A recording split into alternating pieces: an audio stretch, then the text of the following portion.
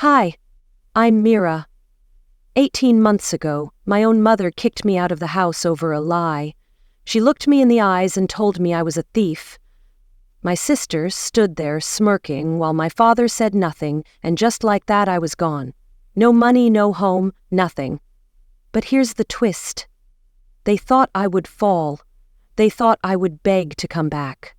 Instead, I built a life they never saw coming, and now, after 18 months of silence, I'm standing in front of them again, this time with everything they tried to take from me and more.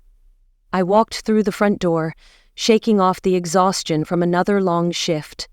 The warm glow of the chandelier cast a golden hue over the hardwood floor, but something was off. The house was too quiet, too still. They're planning something, I muttered under my breath, my heart racing as I sensed the tension in the air, a trap waiting to spring. Then I saw them. Isolde stood in the center of the living room, arms crossed, her sharp gaze locking onto me the moment I stepped inside. Vesper lounged on the couch, one leg draped over the other, a smirk playing at the corners of her lips. Torin was by the fireplace, staring into the embers like he wished he were anywhere else. "You're late," Isolde said, her voice dripping with accusation. I raised an eyebrow, my guard up. "Late for what? You didn't invite me." She smirked, cruel and calculated. "For your reckoning, Mira." "Where have you been?" Isolde's voice was like ice. I frowned. "At work. Why?" Her lips curled into something that resembled a smile, but I knew better. "Tell me, Mira, is there something you'd like to confess?" "Confess?" My stomach twisted. "I don't know what you're talking about." She let out a slow, deliberate sigh, then picked up a folder from the coffee table. "Then maybe you can explain this." I stepped forward, my heart pounding as she flipped the folder open. Inside was a bank statement, one I had never seen before. The highlighted transaction showed $30,000 0 cents withdrawn from one of Isolde's accounts. My blood ran cold. "This is a lie," I said, my voice trembling with rage. "You know I didn't do this, Isolde." She laughed, cold and sharp. "Oh, Mira, always playing the victim. It's pathetic."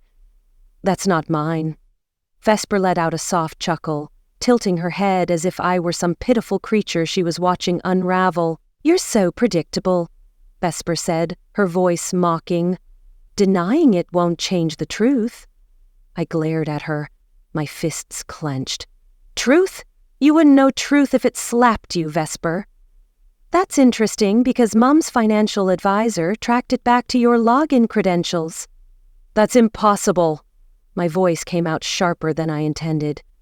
Isolde took a step toward me, her heels clicking against the polished floor. "So, you're saying someone hacked into my business account and yet there were no signs of a breach, only your access?" I shook my head, trying to piece together how the hell this was happening. "You really think I'd steal from you? That I'd be stupid enough to take money from your business account?" "People do all sorts of desperate things when they're drowning," Vesper mused. "Maybe you were tired of struggling. Maybe you thought no one would notice." I turned to Torin, searching his face for any sign that he believed me. He wouldn't meet my gaze. My stomach twisted. "Dad, please," I pleaded, my voice breaking. "You know me, you know I'm not a thief." He sighed, his voice heavy. "Mira, you've always been reckless. I can't trust you anymore." "You know I didn't do this." He exhaled slowly, running a hand over his face. "Mira, I don't know what to believe." Something inside me cracked. Isolde's expression didn't waver. She had already made up her mind. "Pack your things," she said, voice like steel. "You're not welcome here anymore." My hands were shaking as I threw clothes into a duffel bag. My childhood bedroom, once a place of warmth and familiarity, now felt suffocating. Behind me, the door creaked open. I didn't have to turn around to know who it was. "You're pathetic," Vesper said, her voice dripping with venom. "You really thought you belonged here?" I spun around, my anger boiling over. "You set me up, didn't you? You wanted me gone." She smirked, unfazed. You made it easy, Mira.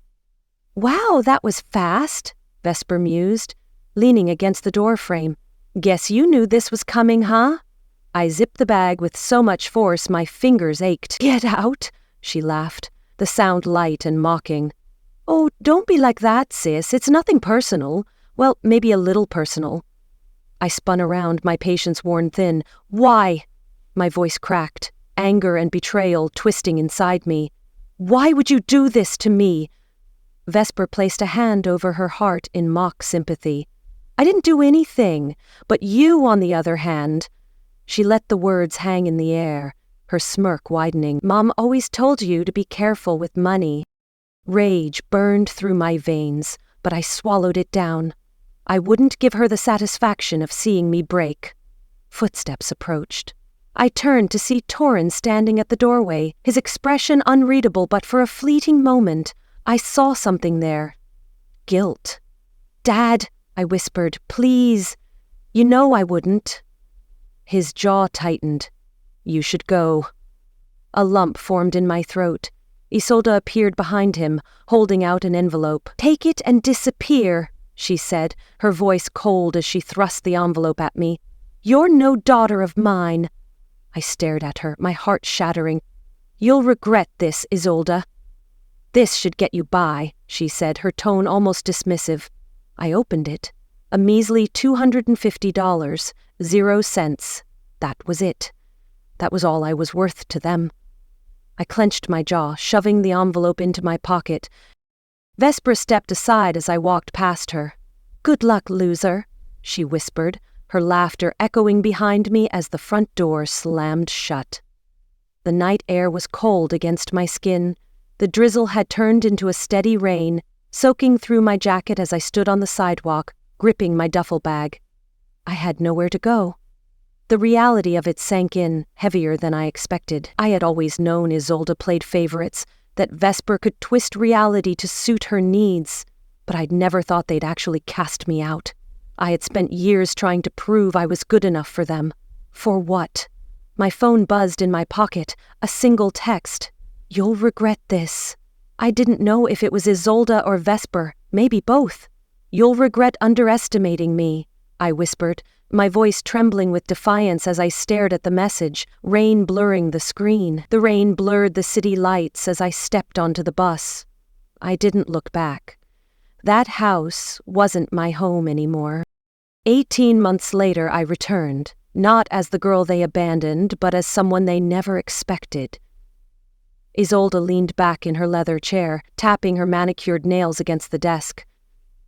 The bank statement in front of her told a story she didn't want to believe.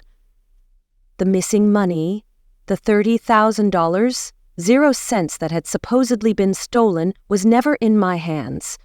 It had been traced back to Vesper, her fingers curled around the paper, crumpling it slightly. Her mind raced through the implications. If this ever got out, she would look like a fool. She had thrown her daughter out of the house over a lie. You've ruined us, Isolde whispered, her voice trembling with rage as she stared at the statement. How could you, Vesper? Vesper waltzed into the office like she owned the place. A Starbucks cup in one hand, phone in the other. What now? Vesper snapped, her tone defiant. I'm not your scapegoat anymore, mother. Isolde slammed the statement down. You did this. And you let me blame Mira. Vesper laughed, cold and bitter. You wanted her gone as much as I did. Don't play innocent now. Yeah? Isolde held up the statement. You care to explain this? Vesper barely glanced at it before shrugging. Oh, that. She sipped her coffee. Relax, mother. It's not like you can't afford it. Isolde's nostrils flared.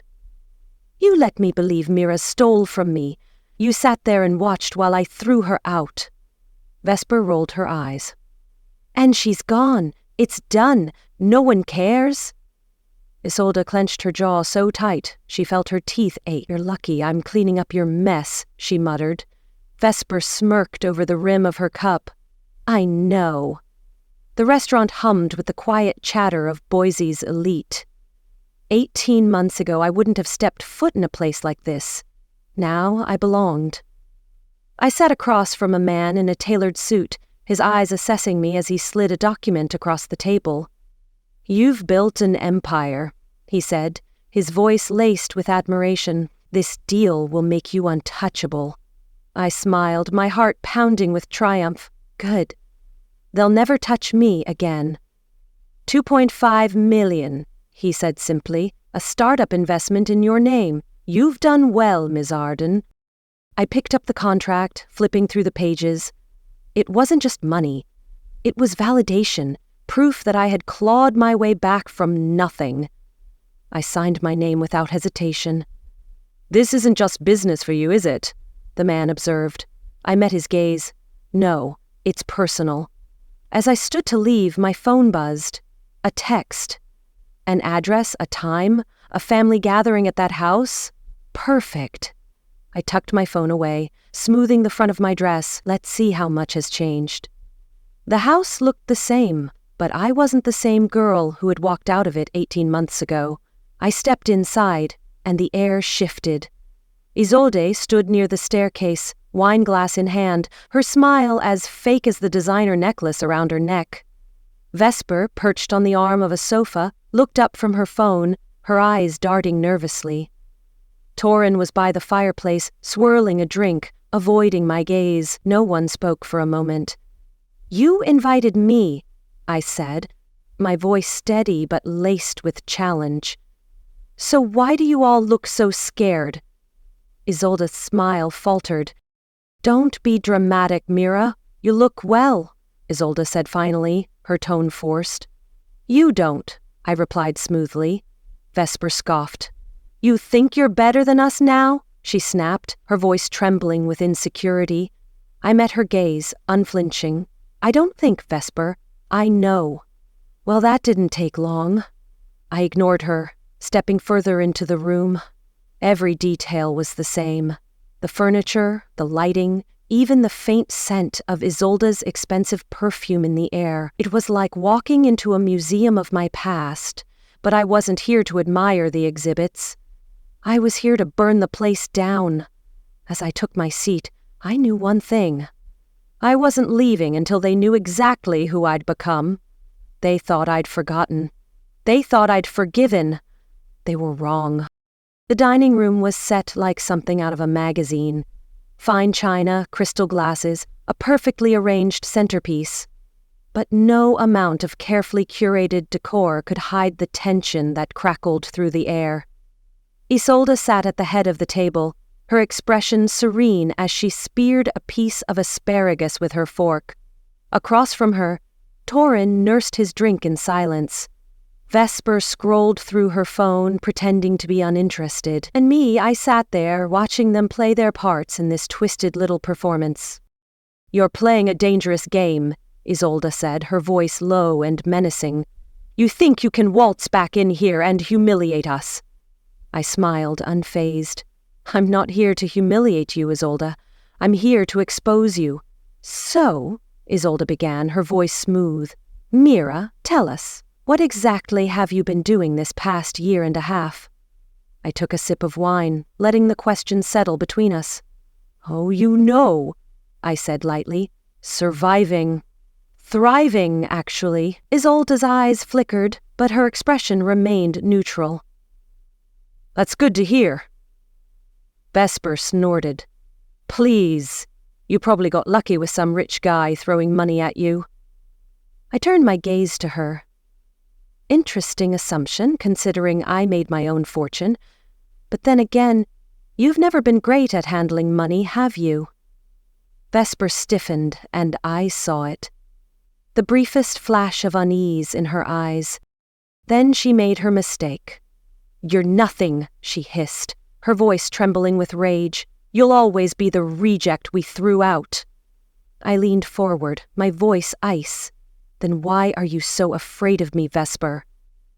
"Unlike Mom, I don't have financial difficulties," she muttered, stabbing her salad a little too aggressively.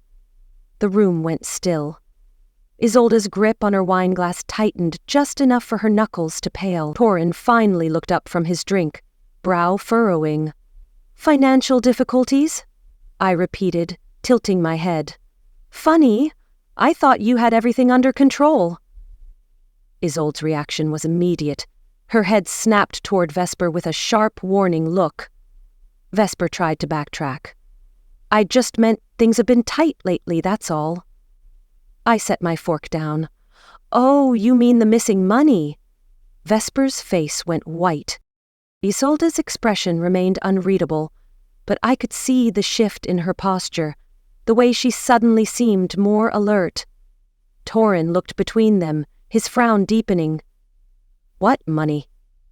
I leaned forward, resting my elbows on the table. You've been lying to him, I said, my voice cutting through the silence. You blamed me for your mistakes, Isolde, and you let her destroy me. Dad, did you know that the $30,000 0 cents I was accused of stealing last year wasn't actually missing? He blinked. What? Isolde's voice cut in, smooth as ever. Mira, enough. I ignored her. Because I do, I said, letting my gaze lock onto Vesper. And so does Dad. The table was no longer a dining setting, it was a battlefield. Isolde's voice was sharp. This is ridiculous. Vesper was trembling now. She's a liar, Vesper screamed, her voice cracking with desperation. She's trying to ruin me. I smiled, calm and deadly. You've ruined yourself, Vesper. He's lying, Mom. She's trying to turn you against me. Torin slammed his glass down, the sound shattering through the tense air. Enough. I want the truth. I reached into my purse and pulled out a folded piece of paper. A bank statement. I slid it across the table, watching Vesper's breath hitch as she recognized it. Torin picked it up, his eyes scanning the page. His grip on the paper tightened. Vesper, he said slowly, voice laced with disbelief. This is your account. Vesper's panic was visible now. I can explain. I leaned back in my chair, satisfied. You've been stealing from Mom for years, and she blamed me for it. Silence fell over the table, thick and suffocating. Isolde's lips parted, but for the first time no words came out. Then she finally spoke. Is that true? Vesper opened her mouth, but I already knew whatever she said next would change everything. For the first time, my father stood up for me, and for the first time, my mother realized she had lost. Vesper's eyes darted around the room, searching for an escape, for some way to turn this in her favor, but there was no way out. You're all against me, she cried, tears streaming down her face. You always loved Mira more. Isolde's face twisted with disbelief. Loved her? I threw her out for you. Mom, she's twisting things, she stammered, her voice losing its usual edge. She's making it sound worse than it is. Torin didn't even look at me. He kept his focus on Vesper, the bank statement still clenched in his fist. Tell me the truth, he demanded. Vesper's lips trembled. I needed the money. I was going to pay it back. Isolde's expression was unreadable, but I saw the tension in her shoulders, the way her jaw tightened. You let me throw Mira out of this house over a lie, she said quietly. Vesper's breath hitched. You wouldn't have believed me anyway. I watched as Isolde's mask started to crack. Her mind was racing, calculating, figuring out the best way to bury this. She wouldn't admit she was wrong. She never did. You're both liars, I said, my voice steady but fierce. You built your empire on deceit, and now it's crumbling. I don't care about the past, Isolde finally said, smoothing her tone back into control. What matters is what happens next. Torin's hand slammed onto the table, rattling the silverware. No! What matters is the truth. The air in the room shifted. For the first time in my life, my father wasn't just a bystander. Mira was right all along, he said, his voice steady, almost too calm. Isolde's gaze snapped to him. What are you saying? I'm saying, Torin continued, that I'm done turning a blind eye. Vesper let out a nervous laugh. Oh, come on, Dad, this is ridiculous. I leaned back in my chair, watching Isolde's carefully composed expression start to waver. If you don't believe me, Dad, check the financial records yourself. Isolde exhaled sharply. This is absurd. You're making a spectacle of nothing. But it was already too late. Torin wasn't listening to her anymore. He pushed back his chair and stood. I want the truth, and I'm going to find it. Isolde didn't stop him. She couldn't. For the first time, my father walked away from my mother and toward me instead. The hallway was dimly lit, the flickering glow of the chandelier casting long shadows against the walls. I heard the soft click of heels behind me before Isolde's voice slithered through the silence. You've destroyed us, she hissed, her voice trembling with rage. You think you're untouchable now? I turned, my voice ice. I'm not the one who's falling, Isolde. You don't know what you're doing, she murmured. I turned, meeting her gaze without hesitation. No, Mom, you don't. She took a step closer, her voice soft but razor sharp. You think you've won? You have no idea what I'm capable of. I held my ground. She leaned in, her breath cool against my cheek. You should have stayed gone, she whispered. Because now there's no going back. I didn't flinch. I didn't speak. I just turned and walked away. The game wasn't over. It was just getting started. The cafe was warm, the scent of roasted coffee beans thick in the air. Rain drizzled against the large window beside me, Boise's ever-present gloom making the glow of the pendant lights above feel almost intimate. Vesper sat across from me, her hands wrapped around a latte she hadn't taken a sip from. She looked different, not physically, but in the way she held herself. Less smug, more cautious. You've ruined everything, Vesper said, her voice trembling with bitter. You think you're a hero now? I leaned back, my voice calm. I'm not a hero, Vesper. I'm just done being your victim. I want to make things right, she said, her voice softer than I ever remembered. I leaned back in my chair, studying her. Do you? She exhaled sharply. Look, I know I messed up, okay? But I was trapped, just like you. Mom, she controls everything. You think I had a choice? I scoffed. You always had a choice. You just liked the benefits of staying on her side. Vesper flinched. I was scared. You don't know what it's like. Scared? I laughed, cold and sharp. You watched her throw me out, Vesper. You laughed. Don't talk to me about fear. Oh, I don't? I cut in. Funny, I seem to remember being the one kicked out in the rain while you laughed. She winced, looking down at her untouched coffee. I deserved that. A pause. For a moment, I almost believed her. So why now? I asked, watching her carefully. What changed? Her apartment was smaller than I expected, but still stylish, tastefully decorated in cool grays and blues, as if trying too hard to project an image of stability. Vesper poured 2 glasses of wine, handing me one. You're wasting my time, I said, setting the glass down untouched. You're still her puppet, aren't you? Vesper's face twisted with anger. You think you're so much broken as I am. I just want us to talk, she said, her voice unusually soft. I took the glass but didn't drink. All right, talk. She hesitated. Mom, she's struggling more than she lets on. I thought maybe if we... Her phone buzzed on the coffee table, the screen lighting up with a message. Is she there? I recognized the sender instantly. Isolde. I set my glass down. You never meant a single word, did you? Vesper stiffened. It's not like that. I picked up her phone and turned the screen toward her. Then explain this. She swallowed hard, her fingers tightening around her glass. Mom just wants to talk. That's all. I laughed, cold, sharp. She doesn't talk, Vesper.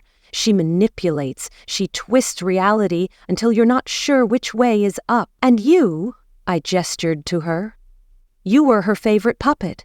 Vesper stood, moving toward me, but I held up a hand. Don't, I warned. She exhaled, shaking her head. You don't understand. No, I do. My voice was steady, controlled. And I'll tell you this once, so listen carefully. If either of you try this again, I will destroy you both." Vesper's expression wavered, doubt flickering in her eyes for the first time, but it wasn't enough. She forced a smirk. "Then I guess we'll see who wins." I didn't reply. I had already made my decision. Isolde had played her last card. Now it was my turn. I sat in my apartment, fingers resting lightly on the rim of my wine glass. The city lights flickered beyond the window, but something felt off. A nagging feeling clawed at the edges of my mind like I was being watched. I shook it off. Paranoia was a dangerous thing, and I wasn't about to let it sink its teeth into me. Then 3 sharp knocks at the door. I stood, my heartbeat slow but heavy. I wasn't expecting anyone. When I opened it, Vesper stood there, rain-soaked and pale. "You've destroyed us," she whispered, her voice trembling with desperation. "Are you happy now?" I stepped aside, my voice cold. "You destroyed yourselves, Vesper. I just survived." "It's over," she breathed. I didn't move. Define over. She swallowed, stepping inside without waiting for permission. "Mom!" "She's lost everything." I tilted my head. "And what exactly does that mean for me?" Vesper hesitated.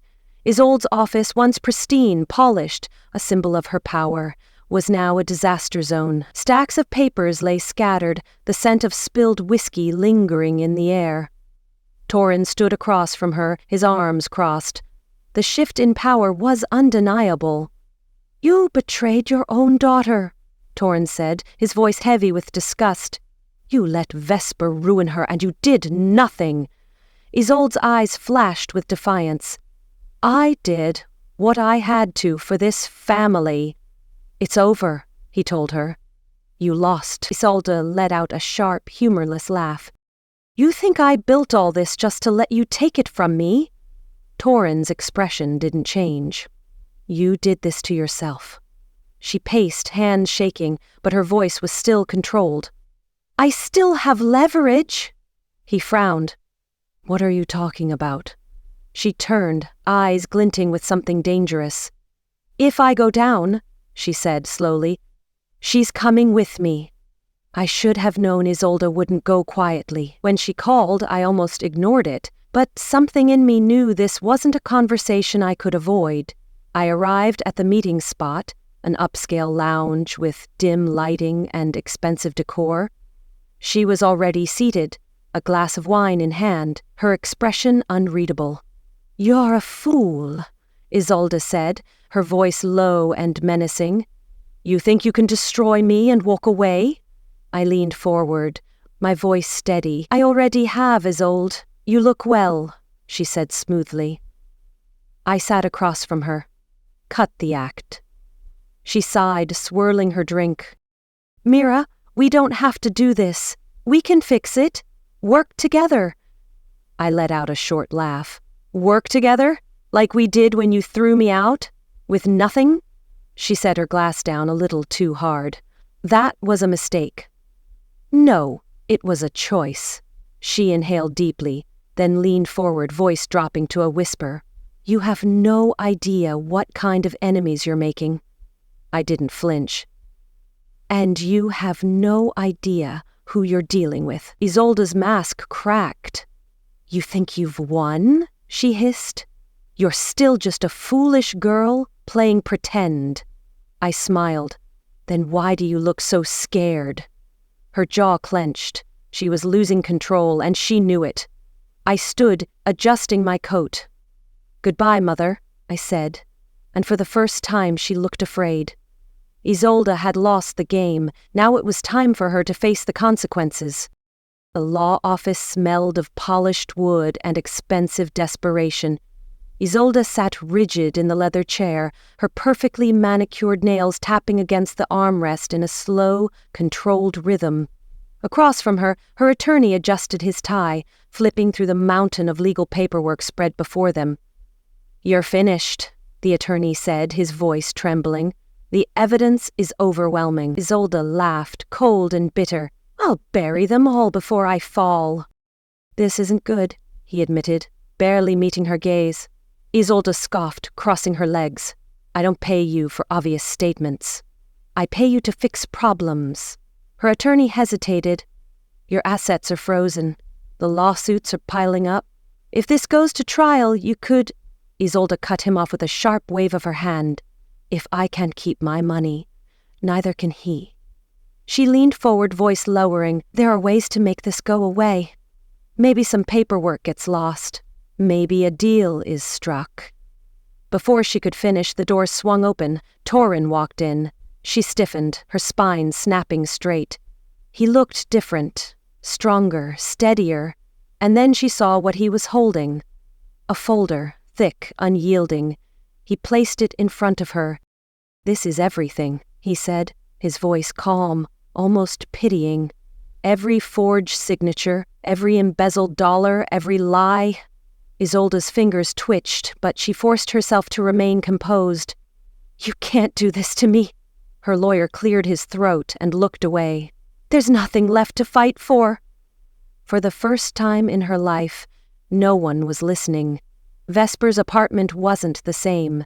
The expensive furniture was still there, but the life had been drained from it. Half the paintings were gone.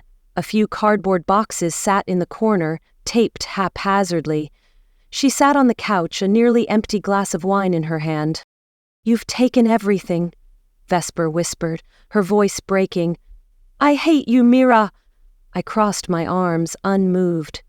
You hated me long before I fought back, Vesper. I had everything, she murmured, and now I have nothing. I leaned against the doorway, watching her. You had everything because you let her decide who you were, I said. Now you have nothing, because without her, you don't know who that is. Vesper let out a brittle laugh. I thought I was different. I thought I was special. She shook her head. But I was just another pawn.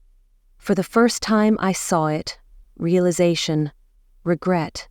She looked up at me, eyes pleading. Then what am I supposed to do? I didn't answer. I just turned and walked away. The courtroom was colder than I expected.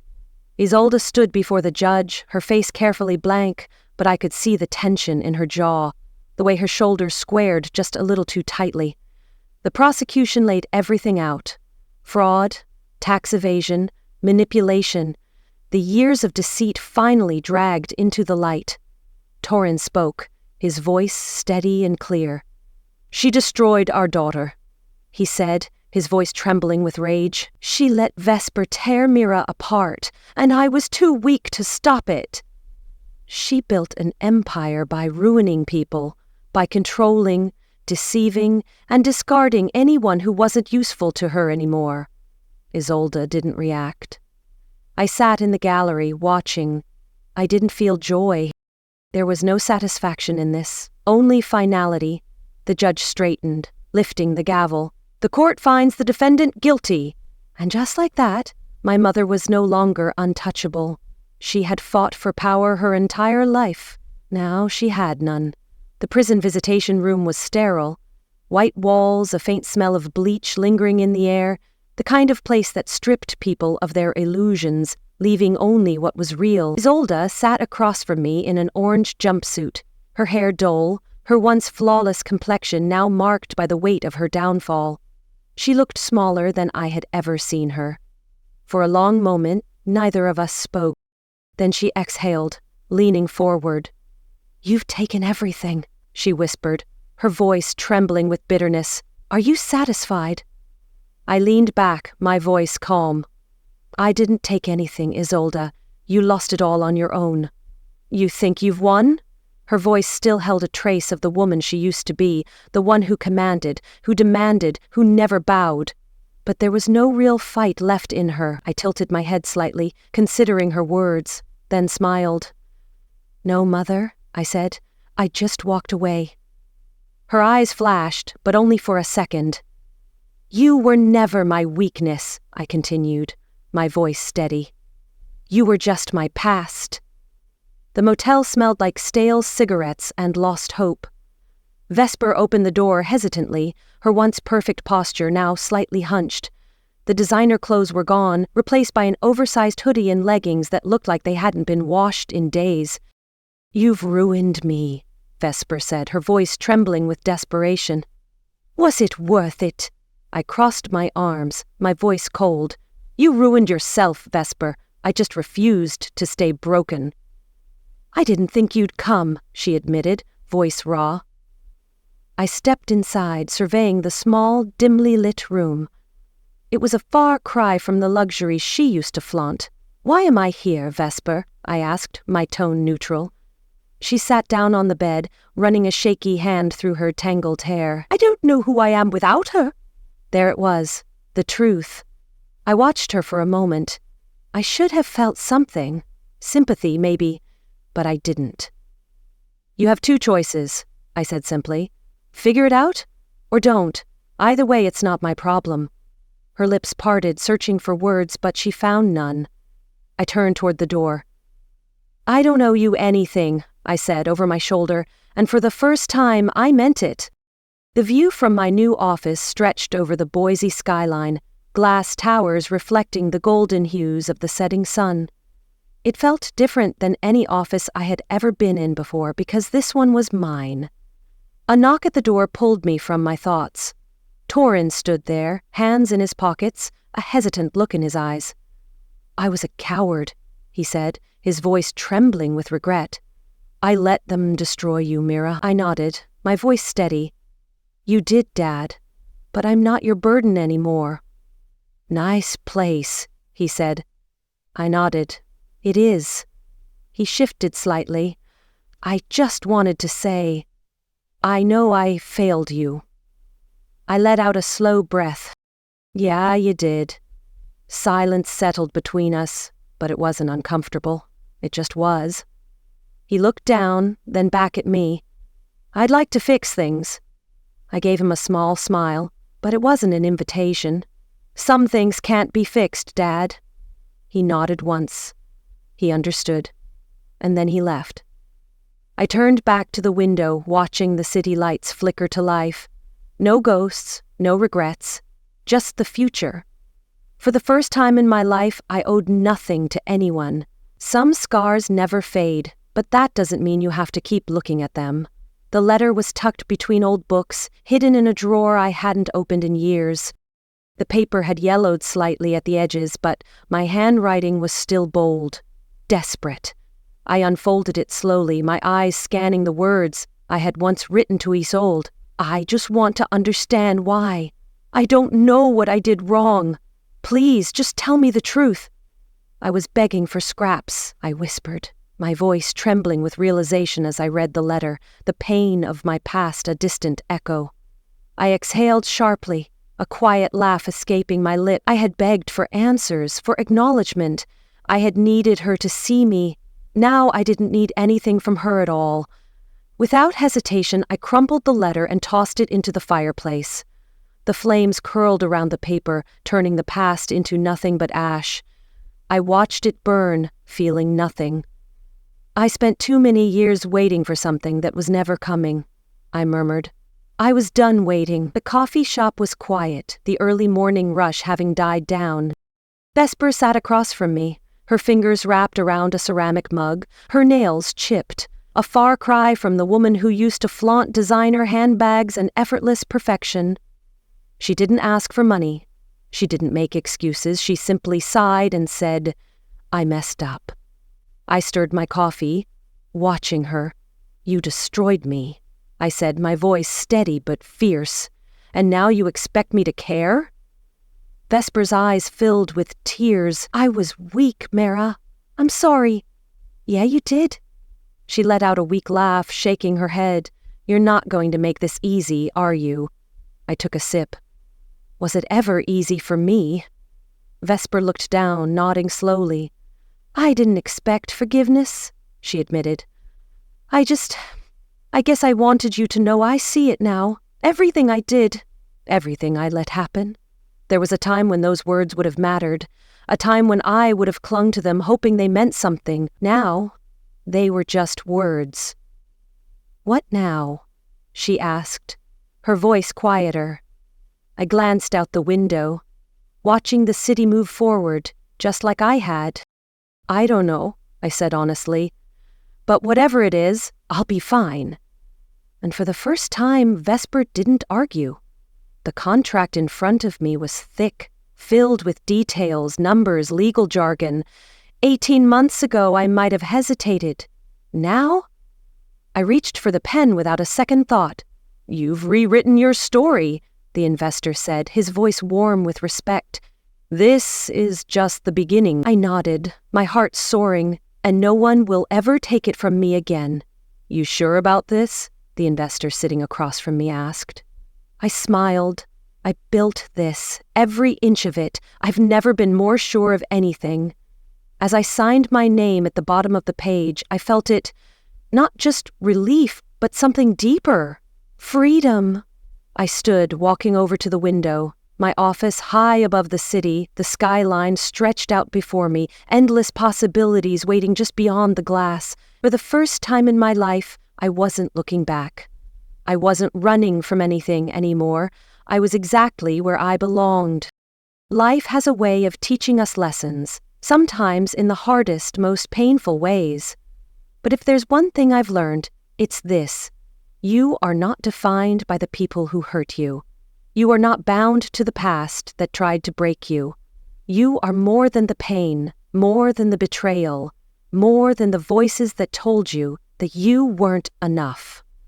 Walking away wasn't just about leaving behind toxic relationships. It was about reclaiming my own power. It was about understanding that closure isn't something someone else gives you, it's something you create for yourself. The moment I stopped waiting for apologies, for justice, for validation, was the moment I truly became free.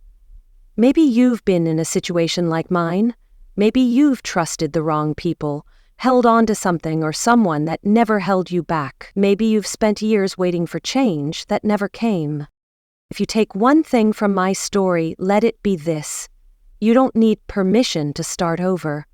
You don't need someone else to acknowledge your worth. You already have it. And the moment you realize that, that's when everything changes. Now, I'd love to hear from you. Have you ever had to walk away from something or someone for the sake of your own peace? Was there a moment in your life when you realized you deserved better? Let me know in the comments. Drop a 1 if this story resonated with you, or tell me where you're watching from. I'd love to connect with you. And if you didn't like this story, let me know why. Your feedback matters. If you found value in this video, make sure to subscribe to the channel so you don't miss the next story. There's always more to tell, and I can't wait to share it with you. Until next time, remember, your past doesn't define you, but what you do next, that's what really matters.